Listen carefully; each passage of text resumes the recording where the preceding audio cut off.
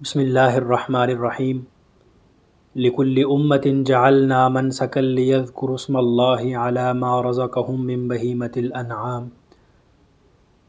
معزز سامعین، ذو الحجہ کے مہینے میں مسلمان خاص طور پر دو عبادات سر انجام دیتے ہیں، جن میں سب سے پہلی حج بیت اللہ اور دوسرا قربانی۔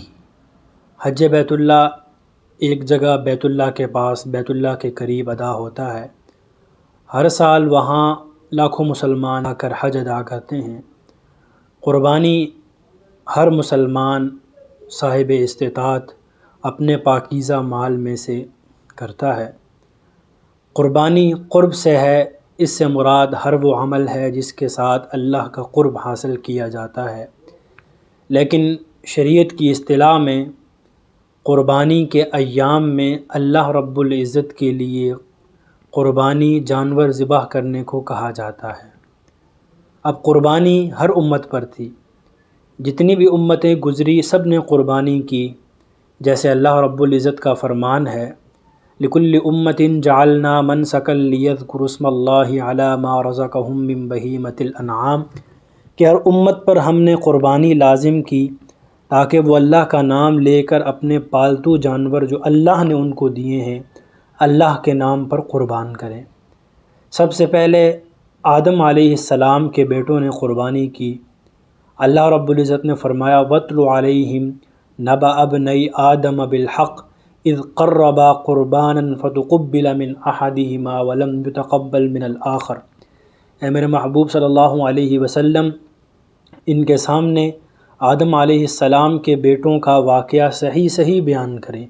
جب ان کے بیٹوں نے قربانی کی، ایک کی قبول ہو گئی اور ایک کی قبول نہ ہوئی۔ حابیل نے ایک دمبا یا چھترا قربان کرنا چاہا، وہ اللہ رب العزت کے ہاں قبول ہو گیا، اس نے قربان کیا۔ قابیل نے کچھ غلہ بطور قربانی رکھا، وہ قبول نہ ہوا۔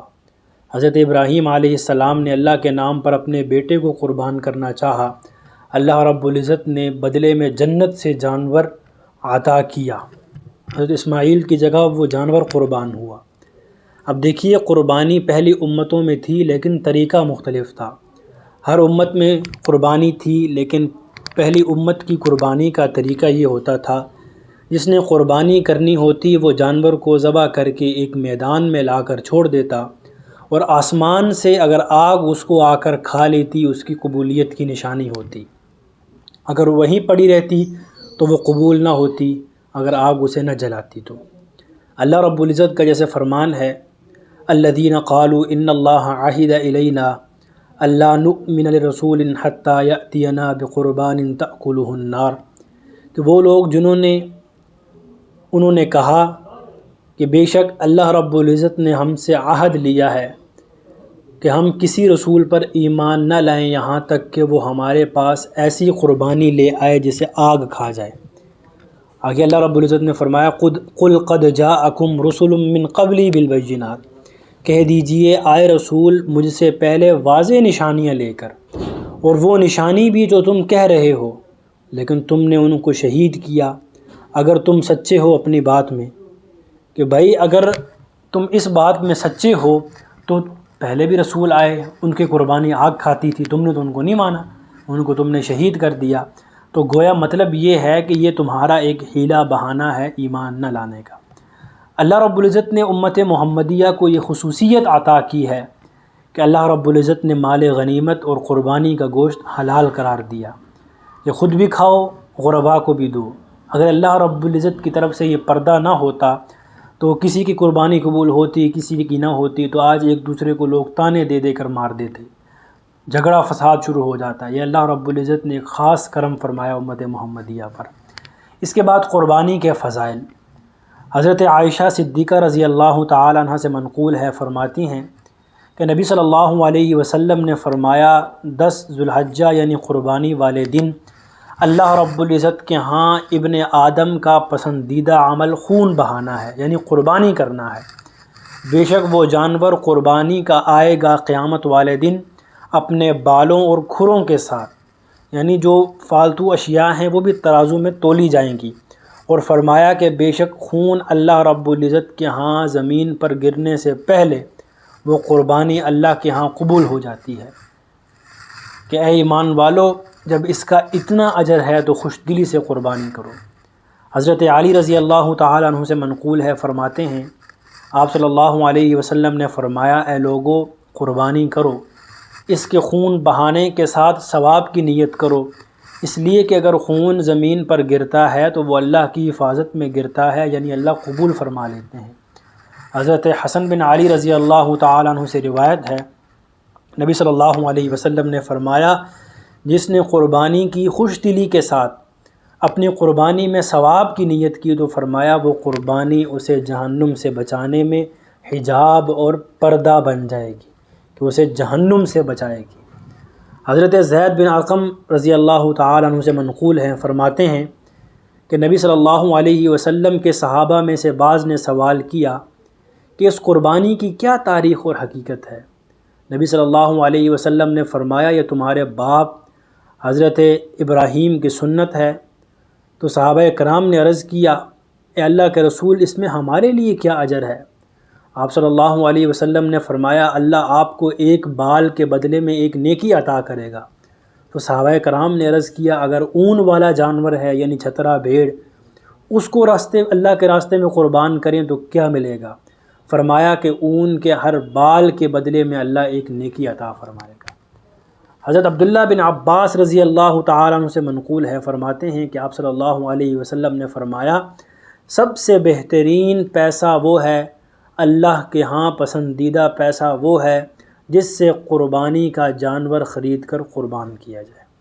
اس لیے اپنے بچوں کو قربانی سے مانوس کرنا چاہیے۔ بہتر یہ ہے کہ اپنی قربانی خود ذبح کریں، اس موقع پر خود موجود ہوں۔ نبی صلی اللہ علیہ وسلم نے اپنی پیاری بیٹی جو جنت کی عورتوں کی سردار ہیں انہیں فرمایا، بیٹی اپنی قربانی کے پاس کھڑی ہو جاؤ، اس لیے کہ آپ کے لیے قربانی کے جانور کے خون کا پہلا قطرہ ٹپکے گا تو اللہ رب العزت اس پر ہی اگلے پچھلے گناہ معاف کر دیتے ہیں۔ حضرت فاطمہ رضی اللہ تعالی عنہ نے فرمایا، اے اللہ کے رسول، یہ فضیلت صرف ہمارے اہل بیت کے ساتھ خاص ہے یا سب کے لیے؟ تو نبی صلی اللہ علیہ وسلم نے فرمایا، یہ سب کے لیے ہے۔ ہر مسلمان جب قربانی کرتا ہے خون کا پہلا قطرہ گرنے سے پہلے گناہ معاف ہو جاتے ہیں۔ نبی صلی اللہ علیہ وآلہ وسلم نے فرمایا کہ وہ آدمی جس کے پاس قربانی کی گنجائش ہو پھر بھی وہ قربانی نہ کرے، وہ ہماری عیدگاہ میں نہ آئے، ہماری عیدگاہ کے قریب بھی نہ آئے۔ اس لیے انسان کو چاہیے کہ وہ قربانی اخلاص کے ساتھ کرے۔ اللہ رب العزت نے قرآن کریم میں فرمایا، قل ان صلاتی ونسکی ومحیای ومماتی للہ رب العالمین، اے میرے محبوب اعلان کر دیں، میری قربانی، میرا رہنا اور دینا، دنیا سے پردہ کر جانا، سب اللہ کے لیے ہے جو جہانوں کو پالنے والا ہے۔ اللہ رب العزت نے قرآن کریم میں فرمایا کہ آپ کا جو قربانی کا گوشت ہے اور خون، یہ اللہ کو نہیں پہنچتا بلکہ اللہ رب العزت کو تقوی اور اخلاص پہنچتا ہے۔ اس لیے قربانی کرتے وقت انسان اخلاص سے کام لے۔ قربانی ہر سال کرنی چاہیے۔ حضرت انس رضی اللہ تعالیٰ عنہ سے منقول ہے کہ آپ صلی اللہ علیہ وسلم ہر سال 2 میشے قربان کرتے تھے، اس لیے میں بھی 2 میشے ہر سال قربانی کرتا ہوں، جسے چھترا کہا جاتا ہے۔ نبی صلی اللہ علیہ وسلم نے مدینہ میں 10 سال قیام کیا، ہر سال نبی صلی اللہ علیہ وسلم نے قربانی کی۔ معزز سامعین، یہ قربانی کے فضائل تھے۔ دعا ہے اللہ رب العزت سے کہ وہ ہمیں صراط مستقیم پر چلنے کی توفیق عطا فرمائے۔ وآخر دعوانا ان الحمد للہ رب العالمین۔